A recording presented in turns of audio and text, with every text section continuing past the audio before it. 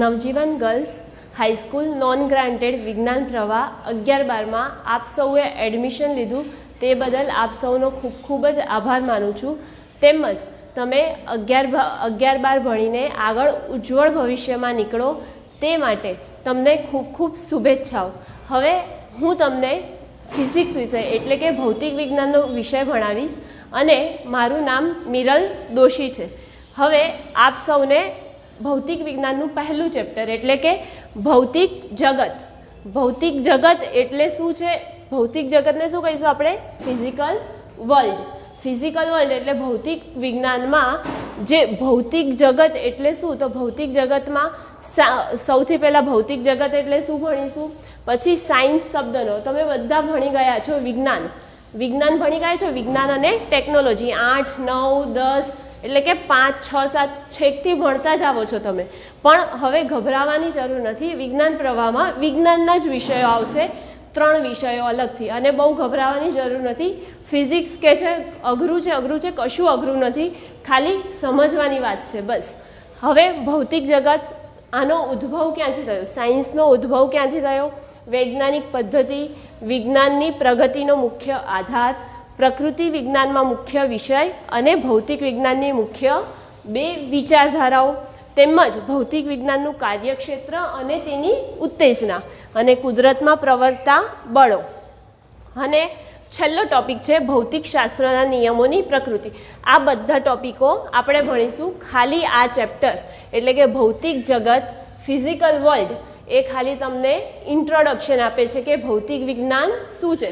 તમે બધું ભણીને જ આવ્યા છો. કાર્ય, ઉર્જા, ગતિ ઉર્જા, સ્થિતિ ઉર્જા, એ બધી ઉર્જા ભણીને આવ્યા છો. એવી જ રીતે લંબાઈ, ઊંચાઈ, એ બધાના એકમો આવે છે, એ બધું ભણીને આવ્યા છો. એ બધું જ એમાં કુદરતની આસપાસ જે રહેલા છે, એ કુદરતની આસપાસમાં જે ભૌતિક વિજ્ઞાન છે એ વિજ્ઞાનની જ એક શાખા છે. અને ભૌતિક જગત એટલે શું? પહેલો ટોપિક સ્ટાર્ટ કરીએ આપણે. ભૌતિક જગત ચેપ્ટરનું નામ શું છે? ભૌતિક જગત. તો આપણે પહેલો ટોપિક સ્ટાર્ટ કરીએ. ભૌતિક જગત એટલે શું? તો ભૌતિક જગત એટલે માનવી પહેલેથી જ ખૂબ જ જાણવાની ઈચ્છા ધરાવે છે. તમને પણ કંઈક નવું જૂનું જાણવાની ઈચ્છા તો કાયમ થતી જ હશે. હવે આપણી આસપાસ જે કુદરતમાં ફેરફારો થાય છે, એ કુદરતમાં ફેરફારો થાય છે એના લીધે તમે સદાયથી માનવી એની જાણવાની ઉત્સુકતા હોય છે. હવે એ જાણવાની ઉત્સુકતા હોય છે તો યુગોથી તમે જોવો છો કે રાત્રે તારા જોવાય છે, એટલે કે અવકાશીય પદાર્થો જોવાય છે. એવી જ રીતે રોજની ક્રિયા છે, દિવસ રાત થવું, મેઘધનુષ્ય કોઈક વાર જોવાઈ જાય છે. એ પછી ઋતુચક્ર બદલાવું, એટલે કે શિયાળો, ઉનાળો, ચોમાસો, વસંત ઋતુ, એવી રીતે ઋતુચક્ર બદલાવું. એ બધા જ ફેરફારો શેના લીધે થાય છે? આ ભૌતિક વિજ્ઞાન પર આધાર છે, એટલે કે આને શું કહેવાશે? ભૌતિક જગત. હવે આ બધા જે ફેરફારો થાય છે, એ ફેરફારો થાય છે એના માટે તમારે જે નિયમિત ફેરફારો થઈ રહ્યા છે એના માટે કંઈક સંશોધનો કરીને થોડું આગળ વધીએ અને માનવી એનામાં થોડો વિચાર કરીને આગળ વધે તો ખૂબ જ નવી શોધો આપણને મળી શકે છે. એટલે કે તમારામાંથી પણ કોઈ ઉજ્જવળ ભવિષ્ય વિચારીને ભૌતિક વિજ્ઞાન પાછળ જશે તો એના વિશે વૈજ્ઞાનિક બનીને કંઈક નવું શોધી શકે છે. હવે આપણે આવીએ તો આ જે મનુષ્ય સતત પ્રયત્નો કરે છે એ આધુનિક વિજ્ઞાન અને ટેકનોલોજીમાં નવા ફેરફાર લાવવા માટે સતત પ્રયત્નો કરી રહ્યું છે. હવે તો સાયન્સ શબ્દનો ઉદ્ભવ ક્યાંથી થયો? સાયન્સ તમે કહો છો, વિજ્ઞાન અને ટેકનોલોજી, એને સાયન્સ કહો છો, પણ સાયન્સ શબ્દ આવ્યો ક્યાંથી? તો એ તમને ખબર છે ક્યાંથી આવ્યો? તો સાયન્સ શબ્દ એક લેટિન ભાષાનો શબ્દ છે. સાયન્સ એ લેટિન ભાષાનો શબ્દ છે અને જેનો અર્થ થાય છે જાણવું. આપણે આગળ જ કીધું કે માનવીને જાણવાની ખૂબ જ ઈચ્છા હોય છે. તો એ ખૂબ જ ઈચ્છા હોય છે. એમાં ભૌતિક વિજ્ઞાનમાં શું થઈ ગયું? સાયન્સનો અર્થ શું થાય છે? જાણવું, લેટિન ભાષામાં. અને ગુજરાતીમાં આપણે એને કહીએ છીએ જાણવું. તો હવે ઇજિપ્ત, ગ્રીસ, મેસોપોટિયા, ચીન, જાપાન તેમજ ભારત, આ બધા ભૌતિક જગત એટલે કે વિજ્ઞાનમાં જે ફેરફાર થાય છે, વિજ્ઞાન અને ટેકનોલોજી છે એમાં ફેરફાર થાય છે, એના પર એ પ્રગતિમાં ખૂબ જ આ બધા દેશો ખૂબ પોતાનું યોગદાન આપે છે અને પોતપોતાની રીતે ટેકનોલોજી તરફ આગળ વધી રહ્યા છે. તો હવે એ આગળ વધી રહ્યા છે તો કુદરતી ઘટનાઓ થાય છે આપણી આસપાસ. તો કુદરતી ઘટનાઓ થાય છે અને એને ફેરફાર થાય છે, તો એનું વિસ્તૃત અને ઊંડાણપૂર્વક તેને સમજવા માટે જે પ્રયાસ કરવામાં આવે છે એને શું કહેવાશે? વિજ્ઞાન કહેવાય છે. હવે આ જ્ઞાનનો ઉપયોગ આગાહી, બદલાવ અને નિયંત્રણ માટે થાય છે. એટલે કે જે કુદરતમાં આગાહી, ધારો કે હમણાં વચ્ચે હાઈ એલર્ટ કરી દીધું હતું બધાને, જે પૂર આવ્યું હતું એના માટે હાઈ એલર્ટ કરી દે છે. એટલે કે આગાહી, કુદરતમાં આવતા બદલાવો અને તેનું નિયંત્રણ લાવવા માટે નવા સંશોધનો કરીને એના પર આપણે આગળ વધીએ છીએ.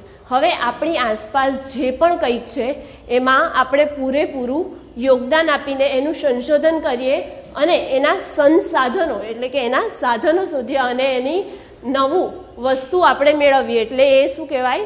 વિજ્ઞાન. હવે વિજ્ઞાન તો થયું, એટલે કે સાયન્સનો શબ્દનો ઉદ્ભવ અને એમાં વિજ્ઞાન એટલે શું એ પણ સમજી ગયા. હવે આપણે આગળ વાત કરીએ તો વૈજ્ઞાનિક પદ્ધતિ. વૈજ્ઞાનિક પદ્ધતિમાં શું હશે કે વૈજ્ઞાનિક પદ્ધતિ એટલે કે વૈજ્ઞાનિકો દ્વારા જે હશે એ પદ્ધતિ હશે. તો એમાં કેવી પદ્ધતિ આવે? તો ધારો કે વિજ્ઞાન શેના પર હંમેશા આધાર રાખતું હોય છે? એને શું જોઈએ છે? પ્રૂફ જોઈએ છે કે તમે પ્રયોગો કર્યા, એટલે કે એક્સપેરિમેન્ટ કરીને અને તેની થિયરી સાબિત કરો, એટલે કે એના નિયમો અને સિદ્ધાંત સાબિત કરો, એ જોઈએ છે વિજ્ઞાનને કાયમ માટે. તો હવે વૈજ્ઞાનિક પદ્ધતિમાં શું આવશે?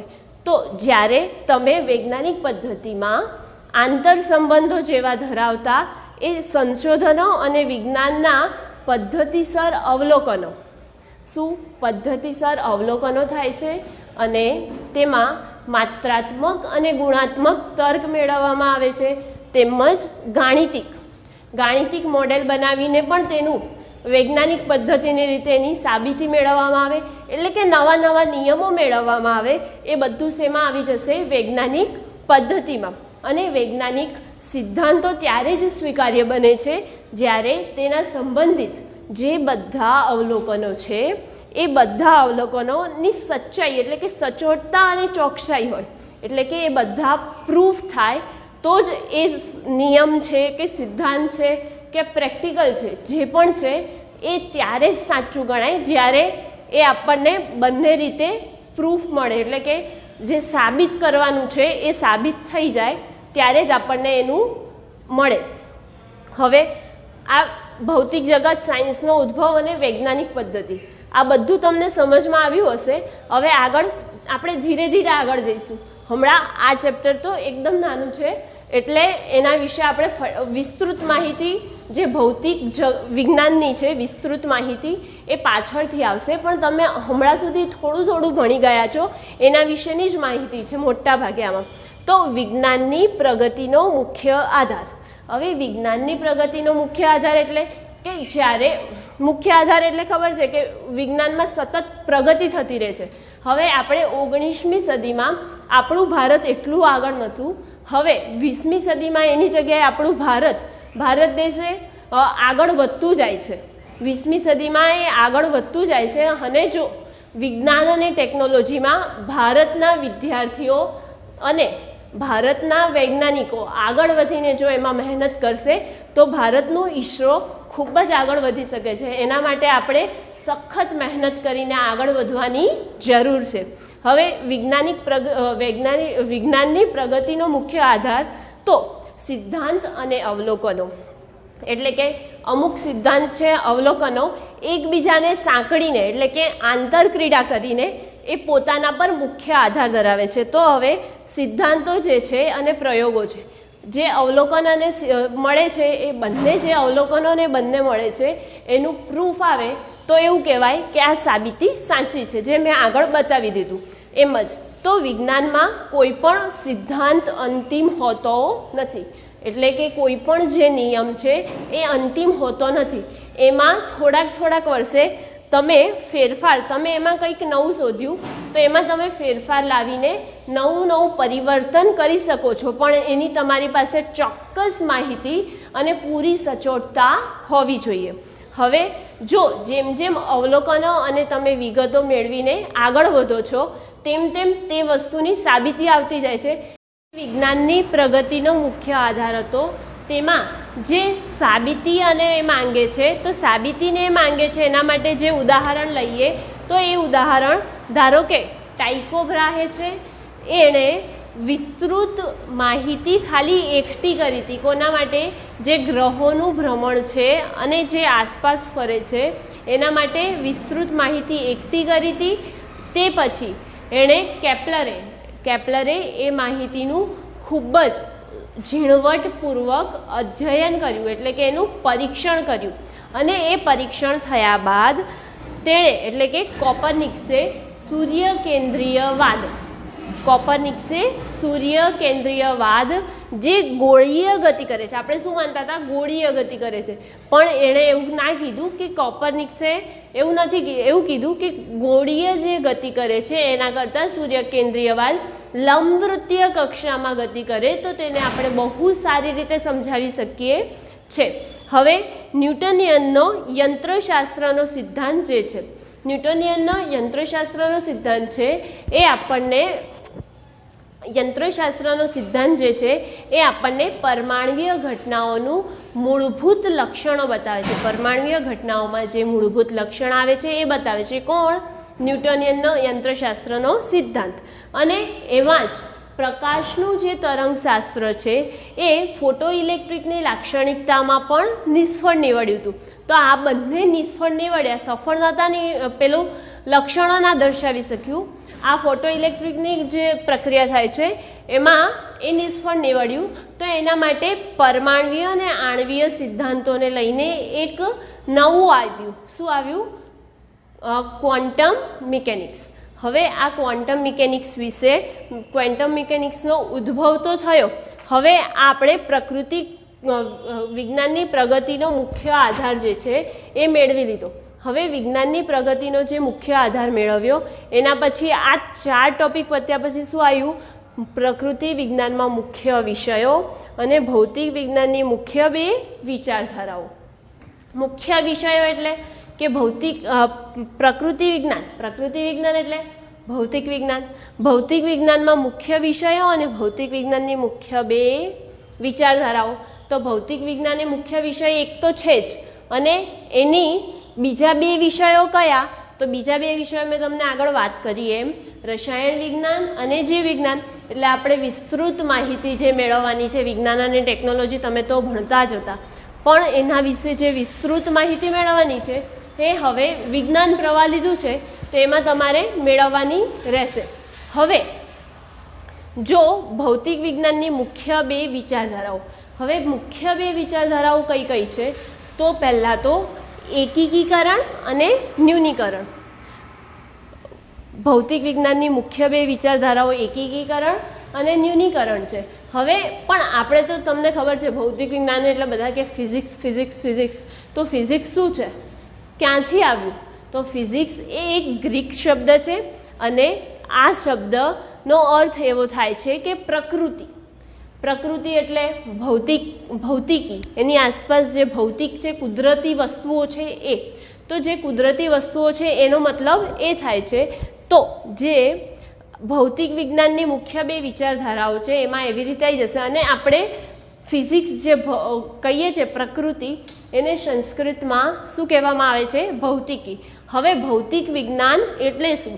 તો ભૌતિક વિજ્ઞાન એટલે કુદરતના મૂળભૂત નિયમો, કુદરતમાં જે મૂળભૂત નિયમો થતા હોય એનો અભ્યાસ કરીને તેના વિશે વિવિધ ઘટનાઓ અભિવ્યક્ત કરવાની અને તેની માહિતી મેળવે એટલે કે ભૌતિક વિજ્ઞાન. તો 2 વિચારધારાઓ એકીકીકરણ અને ન્યૂનીકરણની હવે વાત કરીએ. ફિઝિક્સ તો સમજી ગયા, ઠીક છે. હવે એકીકીકરણ અને ન્યૂનીકરણ. તો એકીકીકરણમાં એવા આવશે કે જે ભૌતિક વિજ્ઞાન અંતર્ગત આપણે જુદી જુદી ઘટનાઓની સમજૂતી મેળવીએ છીએ.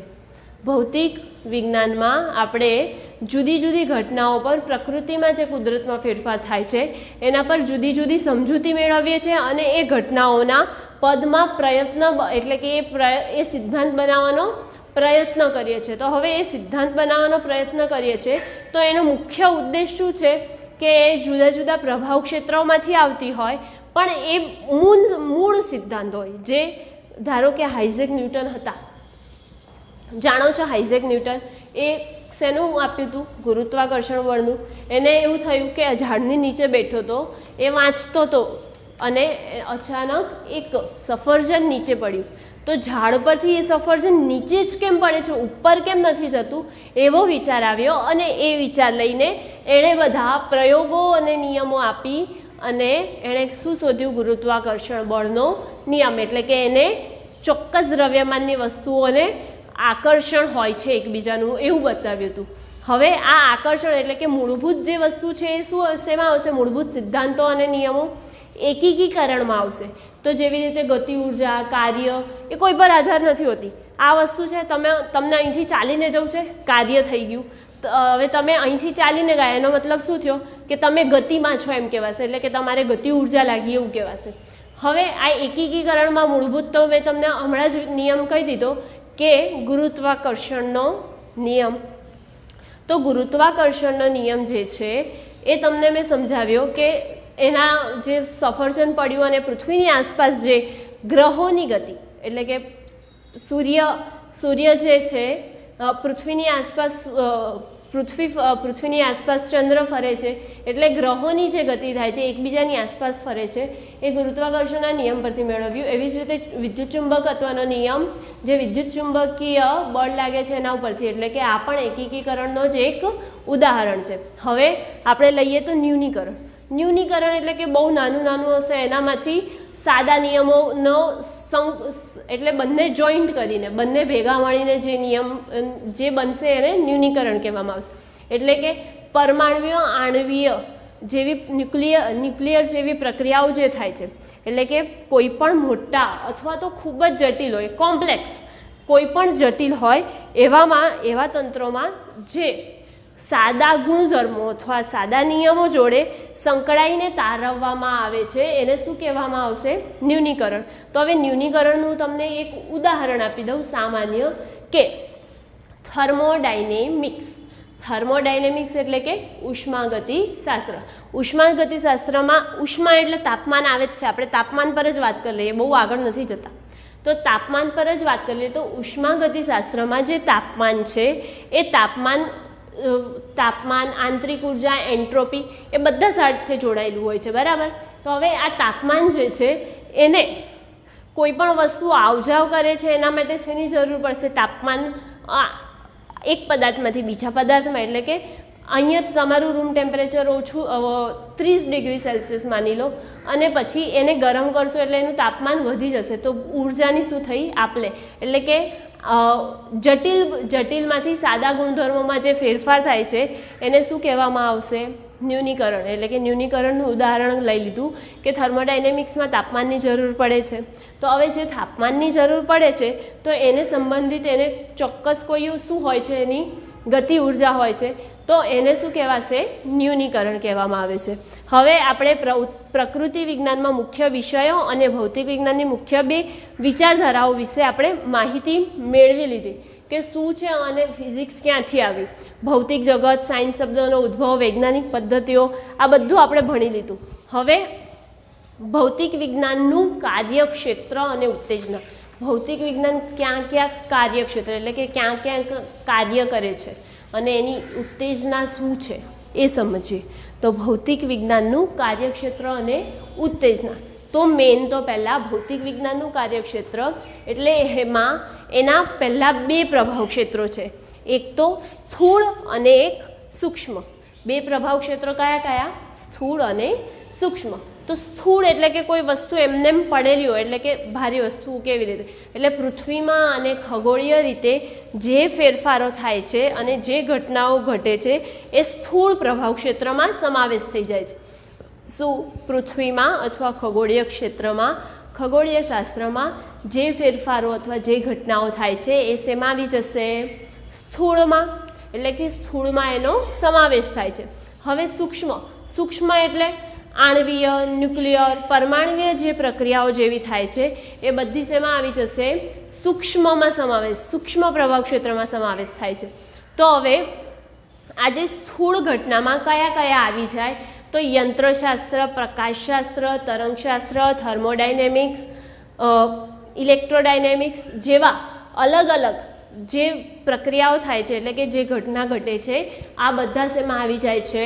સ્થૂળમાં આવી જાય છે. તો આ બધા જે હું નામ બોલું છું એ પણ ભણવાના છે અને એનાથી વિશેષ થોડું ઘણું આવે છે એ પણ આપણે ભણીશું. પણ ક્યારે?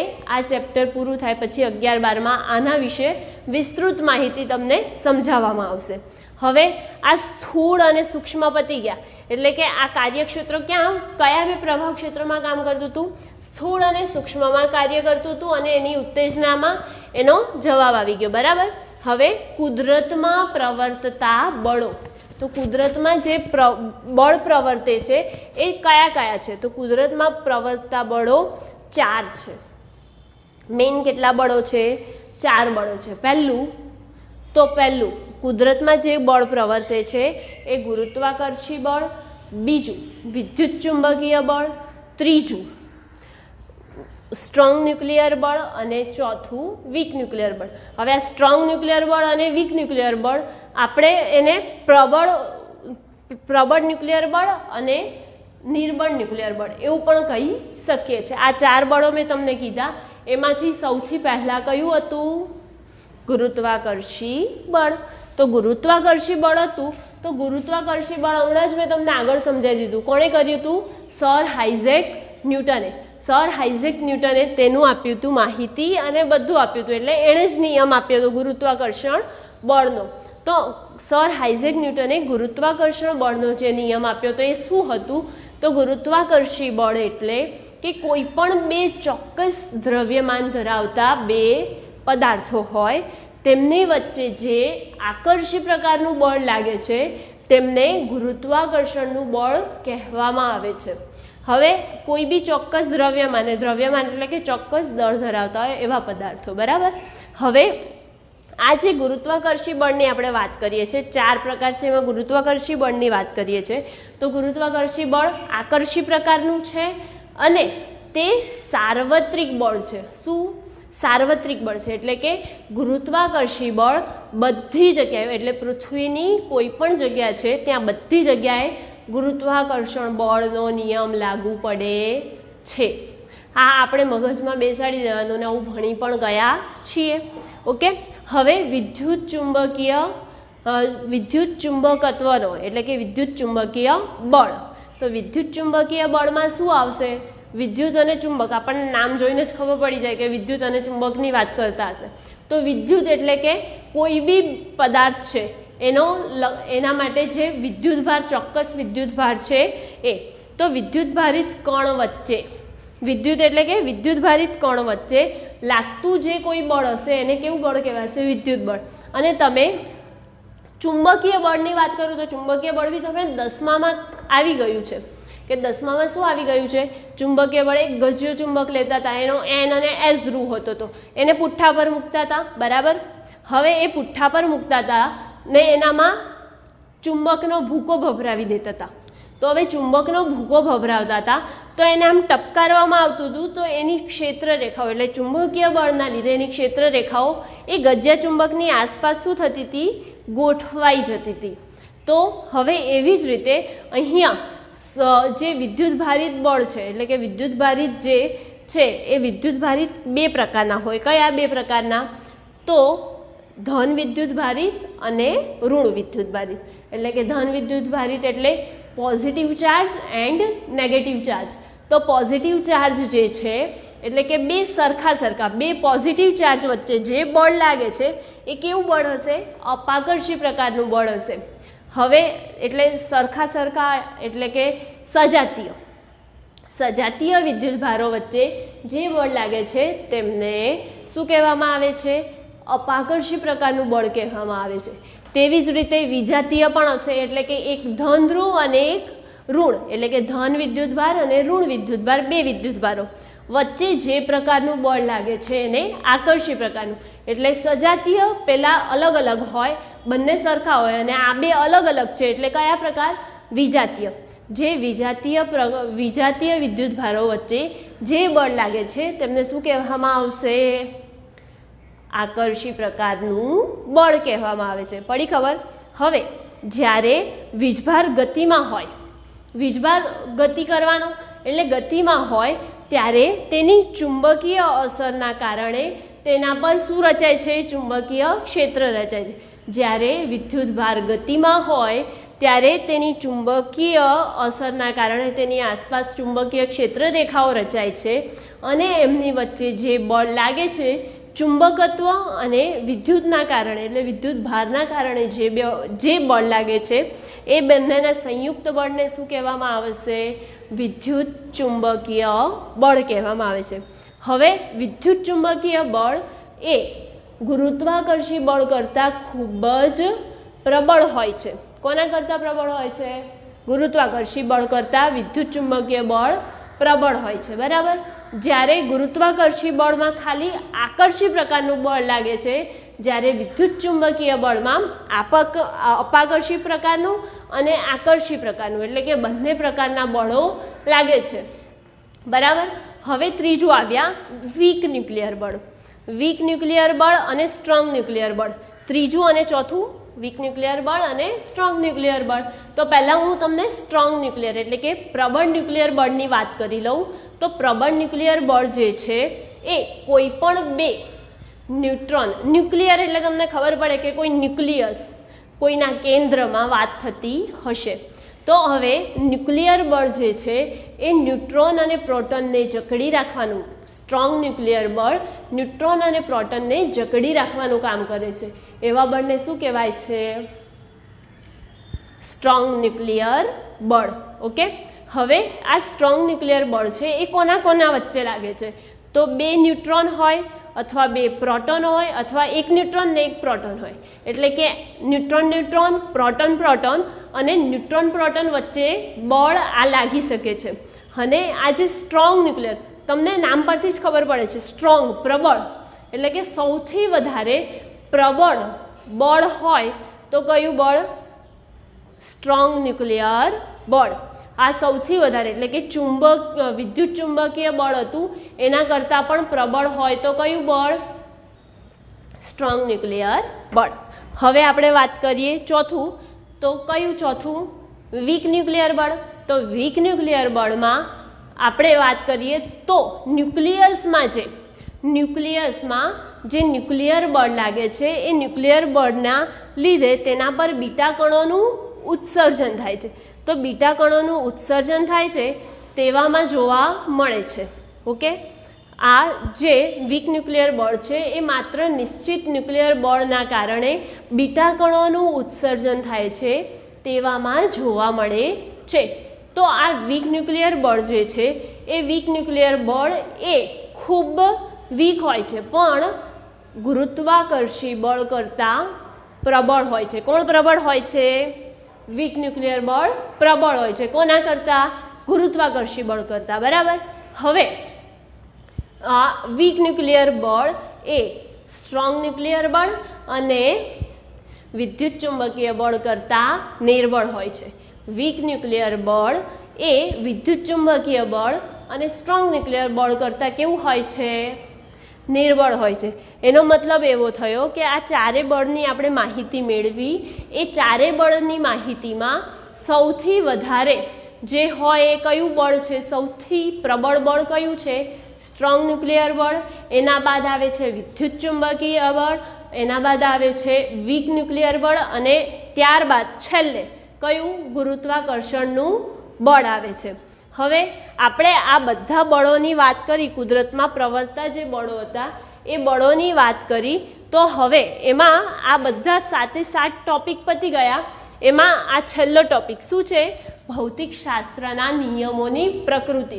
એટલે કે પ્રકૃતિમાં જે ભૌતિક શાસ્ત્ર એટલે કે ભૌતિક વિજ્ઞાન છે એનામાં કયા કયા નિયમો મુખ્યત્વે છે એની વાત કરીએ. આમાં 4 બળો હતા પણ હવે નિયમોની વાત આવી. બળ અલગ છે, નિયમ અલગ છે.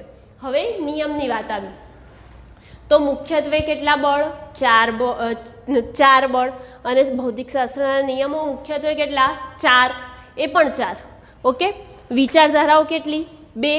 અને કાર્યક્ષેત્રમાં જે પ્રભાવ ક્ષેત્ર આવે કેટલા? 2. સ્થૂળ અને સૂક્ષ્મ. અહીંયા વિચારધારાઓ જે છે એકીકરણ અને ન્યૂનીકરણ. હવે ભૌતિકશાસ્ત્રના પ્રવર્તતા બળો 4. એ તમને વાત થઈ ગઈ। હવે છેલ્લું ભૌતિકશાસ્ત્રના નિયમોની પ્રકૃતિ। આ બધા મેં જે સમજાવ્યું, ભૌતિક જગત, સાયન્સ શબ્દનો ઉદ્ભવ, વૈજ્ઞાનિક પદ્ધતિ, વિજ્ઞાનની પ્રગતિનો મુખ્ય આધાર, ભૌતિક વિજ્ઞાનમાં મુખ્ય વિષયો, ભૌતિક વિજ્ઞાનની મુખ્ય 2 વિચારધારાઓ, તેમજ ભૌતિક વિજ્ઞાનમાં જે મુખ્યત્વે એનું કાર્યક્ષેત્ર અને તેની ઉત્તેજના અને કુદરતમાં પ્રવર્તતા બળો, આ બધાની આટલી આપણે માહિતી જે મેળવી એ આપણને પાછળ જે ચેપ્ટર આવતા જશે એમાં ખૂબ જ મહત્ત્વની માહિતી મળતી રહેશે, વિસ્તૃત માહિતી મળશે। આ ખાલી આપણે ઉપરથી જોયું હતું, જેમાં આપણે સ્થૂળ જોયું હતું તો સ્થૂળમાં યંત્રશાસ્ત્ર ને બધું આવતું હતું, એના વિશે વિશેષ માહિતી એટલે કે વિસ્તૃત માહિતી પણ પાછળ આવશે। પણ આપણે હમણાં છેલ્લે આની વાત કરી લઈએ એટલે આપણું ચેપ્ટર અહીંયા પૂરું થઈ જશે। તો ભૌતિકશાસ્ત્રના નિયમોની પ્રકૃતિ। હવે ભૌતિકશાસ્ત્રના નિયમોની પ્રકૃતિ, એમાં ભૌતિકશાસ્ત્રના નિયમો મેં કેટલા કીધા? 4 કીધા, બરાબર। તો હવે આ 4 નિયમો કીધા, એમાં પહેલું છે ઉર્જા સંરક્ષણનો નિયમ, જે તમે ભણી ગયા છો। આ તો મને ખબર છે, તમે ભણી જ ગયા છો ઉર્જા સંરક્ષણનો નિયમ। પછી બીજો છે વિદ્યુત ભાર સંરક્ષણનો નિયમ, ત્રીજું છે રેખીય વેગમાન સંરક્ષણનો નિયમ, અને ચોથું કોણીય વેગમાન સંરક્ષણનો નિયમ। આ 4 નિયમો છે, એમાં સૌથી પહેલા શું બોલી હું? ઉર્જા સંરક્ષણનો નિયમ। તો ઉર્જા સંરક્ષણના નિયમની વાત કરીએ તો વિશ્વમાં રહેલી કુલ ઉર્જાનો જથ્થો, શું બોલું છું? વિશ્વમાં રહેલી કુલ ઉર્જાનો જથ્થો અચળ રહે છે। વિશ્વમાં જે ઉર્જા છે એટલે વિશ્વમાં જે ઉર્જા છે તેનો કુલ ઉર્જાનો જથ્થો અચળ રહે છે, તે કયો નિયમ કહેવાશે? ઉર્જા સંરક્ષણનો નિયમ। હવે બીજું વિદ્યુતભાર સંરક્ષણનો નિયમ। આપણને નામ પરથી જ ખબર પડે છે કે શેની વાત કરવા જાય છે। તો વિદ્યુતભાર સંરક્ષણના નિયમમાં શું હશે? વિદ્યુતભાર હશે। તો વિદ્યુતભાર સંરક્ષણનો નિયમ, તો જ્યારે 2 અલગ કરેલા તંત્રો એટલે 2 જુદા જુદા કરેલા તંત્રો હોય, 2 જુદા જુદા કરેલા તંત્રો છે, એમાં વિદ્યુતભારોનો બેઝિક સરવાળો, શું વિદ્યુતભારની વાત કરે છે, અને કેવા તંત્રો? અલગ કરેલા, એટલે 2 જુદા જુદા અલગ કરેલા તંત્રોમાં વિદ્યુતભારોનો બેઝિક સરવાળો અચળ રહે છે, એને શું કહેવાશે? વિદ્યુતભાર સંરક્ષણનો નિયમ। હવે ત્રીજું શું છે? રેખીય વેગમાન સંરક્ષણનો નિયમ। તો રેખીય વેગમાન સંરક્ષણનો નિયમ જે છે એમાં તંત્ર પર જે પરિણામી બાહ્ય બળ લાગે છે તે શૂન્ય થશે। શું? તંત્ર પર જે પરિણામી બાહ્ય બળ લાગે છે તે શૂન્ય થશે, અને તેમાં રેખીય વેગમાન અચળ થાય, તેને રેખીય વેગમાન સંરક્ષણનો નિયમ કહેવામાં આવે છે। શું બોલું છું હું? કે તંત્રમાં પરિણામી બાહ્ય બળ શૂન્ય હોય અને તેનું રેખીય વેગમાન અચળ થાય, તેને રેખીય વેગમાન સંરક્ષણનો નિયમ કહેવામાં આવે છે। હવે ચોથું આયા કોણીય વેગમાન સંરક્ષણનો નિયમ। કોણીય વેગમાન સંરક્ષણનો નિયમ, આમાં તંત્ર પરિણામી બાહ્ય ટોર્ક, તંત્રનું જે પરિણામી બાહ્ય ટોર્ક છે એ શૂન્ય હશે। તંત્રનું પરિણામી બાહ્ય ટોર્ક શૂન્ય હશે તો કોણીય વેગમાન અચળ થાય, તેને શું કહેવામાં આવશે? કોણીય વેગમાન સંરક્ષણનો નિયમ। આ 4 આપણે ભણી ગયા। ઉર્જા સંરક્ષણના નિયમમાં તેનો કુલ જથ્થો અચળ રહે। વિદ્યુતભાર સંરક્ષણના નિયમમાં 2 વિદ્યુતભારો છે, એટલે કે અલગ કરેલા તંત્રોમાં જે વિદ્યુતભાર છે તેનો બેઝિક સરવાળો અચળ થાય, તેને વિદ્યુતભાર સંરક્ષણ। ત્રીજું શું ભણ્યા? રેખીય વેગમાન સંરક્ષણનું। તો રેખીય વેગમાન સંરક્ષણના નિયમમાં શું આવશે? કે તંત્રમાં પરિણામી બાહ્ય બળ શૂન્ય હશે તો રેખીય વેગમાન અચળ થાય, તેને રેખીય વેગમાન સંરક્ષણનો નિયમ કહે છે।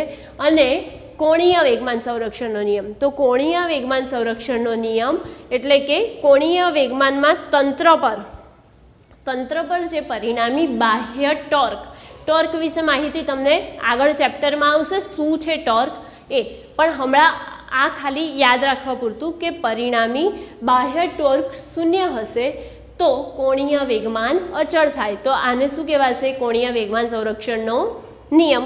બરાબર, પડી ખબર? હવે ભૌતિકશાસ્ત્રના નિયમોની પ્રકૃતિ, આ 4 નિયમો આપણે ભણી ગયા। એના વિશે આપણે માહિતી મેળવી લીધી, બરાબર.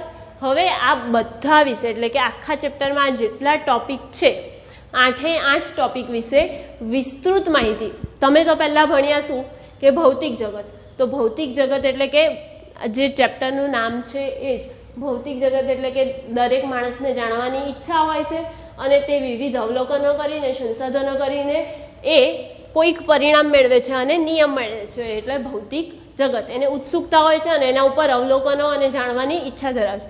સાયન્સ શબ્દનો ઉદ્ભવ ક્યાંથી થયો? તો સાયન્સ શબ્દનો ઉદ્ભવ લેટિન ભાષાનો શબ્દ છે અને એનો અર્થ થાય છે જાણવું. એના ઉપરથી શેનો ઉદ્ભવ થયો? સાયન્સ શબ્દનો ઉદ્ભવ થયો. અને સાયન્સ શબ્દ એટલે કે વિજ્ઞાન. વિજ્ઞાનનો અર્થ એ થાય છે કે આપણો સ્વભાવ છે જાણવું, એટલે માનવી સતત જાણવાની ઈચ્છા ધરાવે છે અને એનામાં જો આગળ પ્રયત્નો કરે, અવલોકનો મેળવે તો તે ખૂબ જ આગળ વિજ્ઞાન અને ટેકનોલોજીને લઈ જઈ શકે છે, બરાબર. હવે વૈજ્ઞાનિક પદ્ધતિ તો માત્રાત્મક અને ગુણાત્મક તર્ક, ગાણિતિક મોડેલ, પછી કેટલાક પદ્ધતિના અવલોકનો અને એના પ્રયોગો, એ બધું વૈજ્ઞાનિક પદ્ધતિમાં આવી ગયું. એ પછી શું જોયું હતું આપણે? વિજ્ઞાનની પ્રગતિનો મુખ્ય આધાર. તો વિજ્ઞાનની પ્રગતિનો મુખ્ય આધાર એટલે કે સતત એકનો એક જે છે નિયમ, જે એકનો એક આવી ગયો એ સાચો છે એવું નથી, છે સાચો. એણે સાબિતી આપી, જે વૈજ્ઞાનિકે સાબિતી આપી એના ઉપરથી એ સાચો છે, બરાબર. પણ તમે એનામાં આગળ નવું ચોકસાઈપૂર્વક, ઝીણવટપૂર્વક તમે અવલોકન કરો અને તેનો સિદ્ધાંત મેળવો અને તે સાબિત થાય તો એ આપણે એ નવો નિયમ પણ લાગુ પાડી શકીએ છીએ, જેનો મેં તમને ઉદાહરણ આપ્યું હતું. ટાઇકો બ્રાહે, કેપ્લરે અને કોપરનિક્સે કર્યું હતું, જે મેઇન ઉદાહરણ હતું એ આપી દીધું હતું, બરાબર. હવે પ્રકૃતિ વિજ્ઞાનમાં મુખ્ય વિષયો અને ભૌતિક વિજ્ઞાનની મુખ્ય 2 વિચારધારાઓ. તો મુખ્ય વિષયો રસાયણ વિજ્ઞાન, જીવ વિજ્ઞાન અને ભૌતિક વિજ્ઞાન આ 3 બતાવી દીધા હતા. ફિઝિક્સ ક્યાંથી આવ્યું? તો ગ્રીક શબ્દ પરથી આવ્યું, એ પણ બતાવ્યું, ઓકે. હવે ભૌતિક વિજ્ઞાનની મુખ્ય 2 વિચારધારાઓ એટલે એકીકરણ અને ન્યૂનીકરણ. તો એકીકરણમાં શું આવે છે કે જે સાદા ગુણધર્મો એટલે કે સાદું વસ્તુ ધરાવતું હશે એ એકીકરણ, જેવી રીતે ગુરુત્વાકર્ષણનો નિયમ સાદો છે, એ મૂળ સિદ્ધાંત છે, મૂળ સિદ્ધાંત ધરાવતા હોય એકીકરણમાં. અને ન્યૂનીકરણ એટલે કે જે ન્યૂનીકરણમાં એટલે કે જે ખૂબ જ જટિલ વસ્તુ છે, જટિલ ગુણધર્મો ધરાવે છે, એની સાદા ગુણધર્મોનો ઉપયોગ કરીને તેને બનાવવામાં આવે છે, એને ન્યૂનીકરણ કહેવામાં આવશે. હવે આગળ જોઈએ તો ભૌતિક વિજ્ઞાનનું કાર્યક્ષેત્ર અને ઉત્તેજના. તો ભૌતિક વિજ્ઞાનનું કાર્યક્ષેત્ર અને ઉત્તેજના વિશે પણ મેં માહિતી આપી દીધી કે જે ભૌતિક વિજ્ઞાન જ્યાં કાર્ય કરે છે એ ક્ષેત્ર એટલે પ્રભાવ ક્ષેત્ર એનું કયું છે? તો પ્રભાવ ક્ષેત્રમાં સ્થૂળ અને સૂક્ષ્મ આપ્યું હતું, બરાબર. સ્થૂળમાં તમને એના નામ આપી દીધા હતા અને સૂક્ષ્મમાં આણવીય અને પરમાણવીય, ન્યુક્લિયર એવા નામ આપ્યા હતા. તો સ્થૂળમાં કયા કયા બીજા આવી જશે? તો યંત્રશાસ્ત્ર, પ્રકાશશાસ્ત્ર, તરંગશાસ્ત્ર, થર્મોડાયનેમિક્સ, ઇલેક્ટ્રોડાયનેમિક્સ આ બધા શેમાં આવી જશે? સ્થૂળમાં આવી જશે, બરાબર. અને એના ક્યાં ક્યાં ઉપયોગ થાય છે, શું થાય છે, એ બધું આપણને આગળ વિસ્તૃત માહિતી ધીરે ધીરે મળતી જશે, બરાબર. હવે કુદરતમાં પ્રવર્તતા બળો. તો કુદરતમાં પ્રવર્તતા બળોમાં પણ મેં તમને 4 બળ સમજાવ્યા હતા. કયા 4 બળ યાદ છે? ગુરુત્વાકર્ષી બળ, વિદ્યુતચુંબકીય બળ, ત્રીજું વીક ન્યુક્લિયર બળ, ચોથું સ્ટ્રોંગ ન્યુક્લિયર બળ. આ 4 બળો સમજાયા હતા, એના માહિતી આપી હતી, કોણ પ્રબળ છે, કોણ નિર્બળ છે એ બતાવ્યું હતું. હવે ભૌતિકશાસ્ત્રના નિયમોની પ્રકૃતિ એટલે કે ભૌતિકશાસ્ત્રમાં જે નિયમો છે, કુદરતમાં જે નિયમો છે એના માટે ભૌતિકશાસ્ત્રના નિયમો હતા. તો આના પણ કેટલા નિયમો હતા? 4 નિયમો હતા. કયા કયા? ઉર્જા સંરક્ષણનો નિયમ, વિદ્યુત ભાર સંરક્ષણનો નિયમ, પછી રેખીય વેગમાન સંરક્ષણનો નિયમ, ચોથો કોણીય વેગમાન સંરક્ષણનો નિયમ. આ કોના પર નિયમો આપ્યા છે, શું અચળ રહે છે, એ બધું પણ મેં તમને સમજાવી દીધું, ઓકે. હવે હું માની લઉં છું કે આ 8 ટોપિક મેં ચલાવ્યા એના વિશે તમને ઉપરથી જે માહિતી આપવાની હતી, ભૌતિક વિજ્ઞાન શું છે એની ઉપરથી જે માહિતી આપવાની હતી એ તમને આટલામાં ખબર પડી ગઈ હશે. હવે એની વિસ્તૃત માહિતી મેં તમને આગળ જ કહી દીધું હતું પહેલાં જ કે એની વિસ્તૃત માહિતી આપણે આગળ ધીરે ધીરે લેતા જઈશું, બરાબર. અને તમે એને સમજીને ધ્યાનથી કરશો તો કશું જ અઘરું નથી, આપણા માટે કશું અઘરું હોતું જ નથી, એને ખાલી સમજવાની જરૂર રહે છે, ઓકે. તો હવે આ પહેલું ચેપ્ટર ભૌતિક જગત એટલે કે ફિઝિકલ વર્લ્ડ એ પૂરું થાય છે. આના પછીનું બીજું ચેપ્ટર આપણે નેક્સ્ટ આગળ ચાલુ કરીશું, ચેપ્ટર 2 એકમ અને માપનો. બરાબર. નમસ્કાર.